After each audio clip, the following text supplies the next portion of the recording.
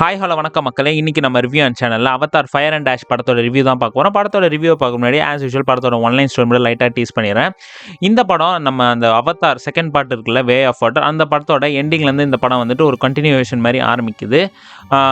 Jack Sully அவரோட ஃபேமிலியிலேருந்து ஒருத்தரை வந்து இழந்துடுறாரு, அவரோட பையனை. ஸோ அந்த சோகத்துலேருந்து வெளியில் வராமல் அவங்க ஒய்ஃபு, அவங்க பசங்க எல்லாருமே எப்படிலாம் பாதிக்கப்படுறாங்க, அதுலேருந்து எப்படி மீண்டு வராங்க. அதுக்கப்புறம் வந்துட்டு மைல்ஸ் குவார்டிச், அதாவது அந்த ஃபஸ்ட்டு வில்லன் இருக்கார்ல, அவரோட அவதார் வந்துட்டு இன்னும் சாகாமல் இருக்குது. அந்த அவதார் வந்துட்டு என்னென்ன பிரச்சனைகள்லாம் வந்து இந்த ஜேக் சுல்லியோட ஃபேமிலி கொண்டு வருது, என்னென்ன ப்ராப்ளம்ஸ், அதுக்கப்புறம் என்னென்ன விஷயங்கள்லாம் வந்து கோத்ரூ பண்ணுறாங்க இந்த ஜேக் சுல்லி அவரோட ஃபேமிலி அப்படின்றது தான் அந்த படத்தோட மீதி கதை அப்படின்னு சொல்லலாம்.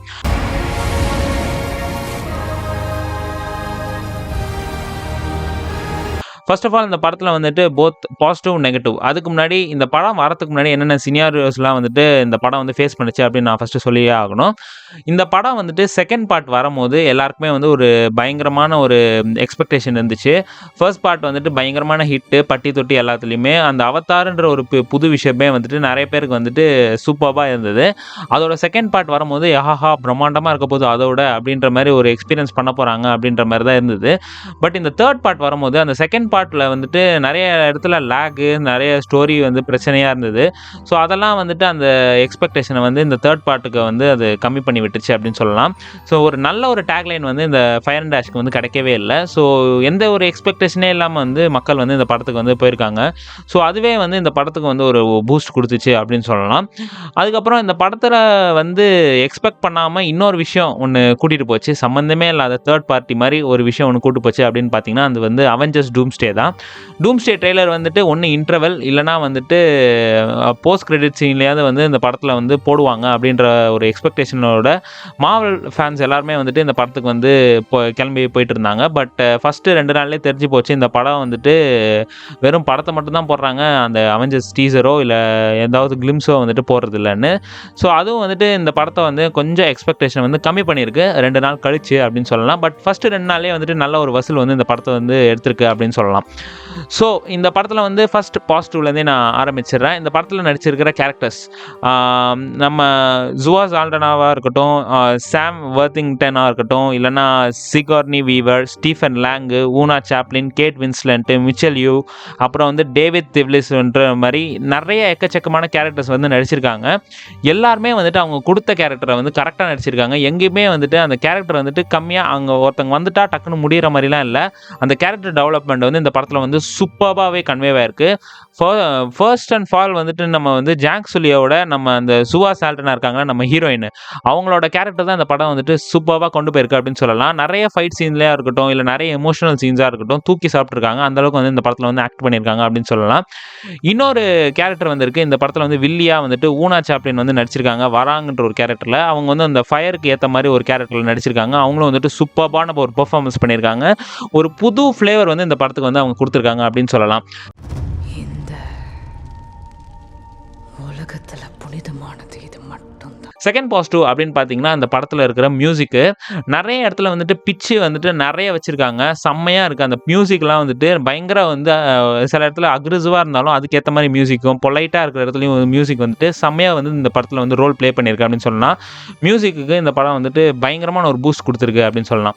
தேர்ட் பாசிட்டிவ் அப்படின்னு பார்த்தீங்கன்னா இந்த படத்தோட விஷுவல்ஸு கண்டிப்பாக சொல்லி ஆகணும். அவதார்னாலே விஷுவல்ஸ் பிரம்மாண்டம். அந்த பிரம்மாண்டம் வந்து இந்த படத்தில் வந்துட்டு ஃபஸ்ட் அண்ட் செகண்ட் பார்ட்டை விட பயங்கரமாகவே இருக்குது. நான் செகண்ட் பார்ட்டில் வந்துட்டு பயங்கரமாக வந்துட்டு சில விஷயங்கள்லாம் மிஸ் பண்ண அதெல்லாம் வந்து இந்த படத்தில் வந்து கேட்சப் பண்ணிட்டாங்க அப்படின்னு சொல்லலாம்.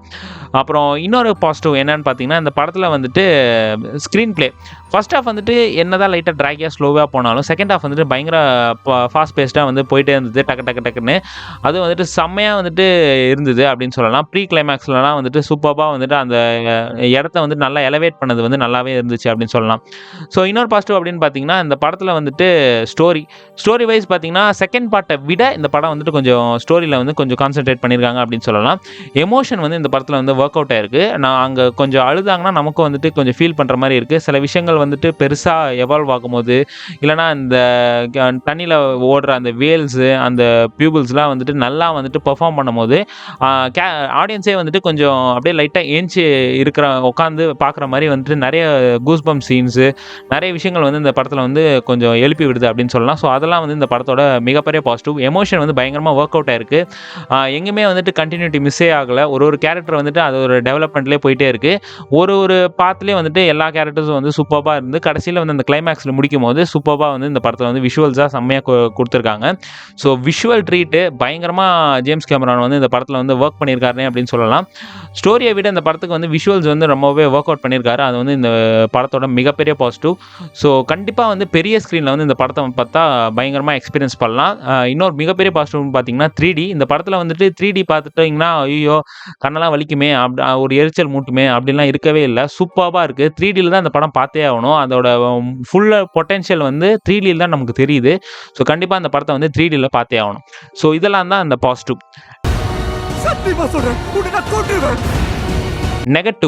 நெகட்டிவ் என்ன பார்த்தீங்கன்னா இந்த படத்தோட ஸ்டோரி.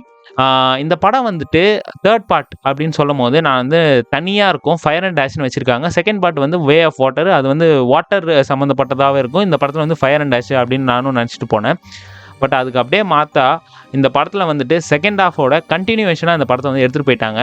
அந்த தண்ணிக்குள்ளே ஓடுற அனிமல்ஸ் மாதிரியே இந்த படத்துலேயும் வந்து எடுத்துகிட்டு வந்திருக்காங்க. அதோட கண்டினியூவேஷன் தான் இருக்குன்னு தவிர புதுசாக எதுவுமே இல்லை. ஃபயர் அண்ட் டேஷ்னா நான் புது மிருகங்கள் வரும், புதுசாக நெருப்பை பற்றி நிறைய எக்ஸ்பீரியன்ஸ் பண்ணலாம் அப்படின்ற மாதிரி தான் நான் நினச்சேன். பட் அதை வந்து இந்த படத்தில் வந்து எடுக்கவே இல்லை.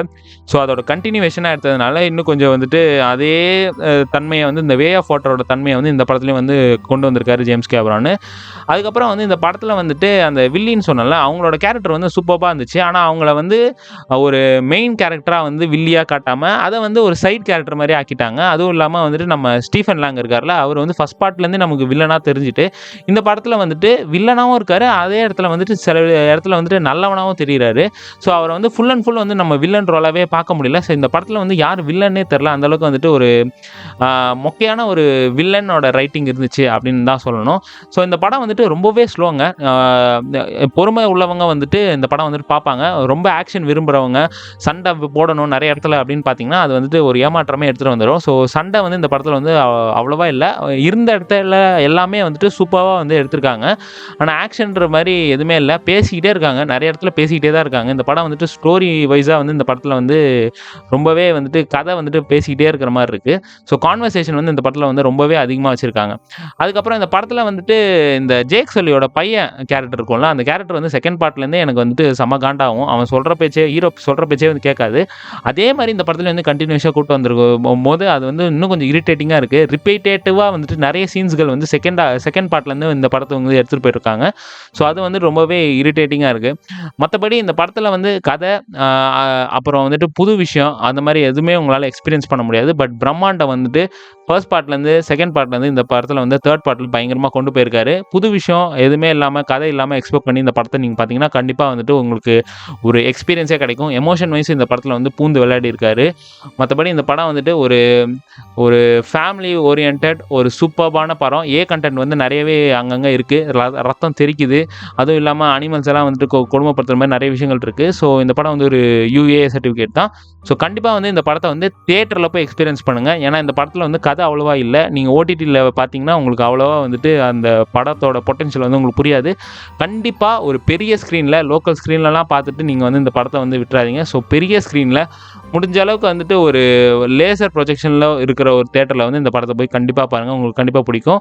அதுக்கப்புறம் இந்த அவெஞ்சர்ஸ் டூம்ஸ்டே அந்த ட்ரெய்லரை வந்து எதிர்பார்க்குறவங்க எல்லாருமே வந்துட்டு படம் ஆரம்பிக்கிறதுக்கு முன்னாடியே போயிடுங்க. எல்லாருமே வந்துட்டு படம் முடிஞ்சதுக்கப்புறம் போடுவாங்கன்னு சொல்லிட்டு உட்காந்துட்டு இருக்கீங்க. அங்கே க்ளீன் பண்ணுறவங்களாம் வந்துட்டு தம்பி போப்பா அப்படின்ற மாதிரி சொல்கிற அளவுக்கு வச்சுக்காதீங்க. முடிஞ்சால் ஸ்டார்டிங்லேயே போய் பாருங்கள், இல்லைனா இன்டர்வலில் போடுவாங்க, போஸ்ட் கிரெடிட் சீனில் போட வாய்ப்பே இல்லை. ஸோ இன்னொரு வீடியோவில் சந்திக்கிறோம். Have fun guys, by.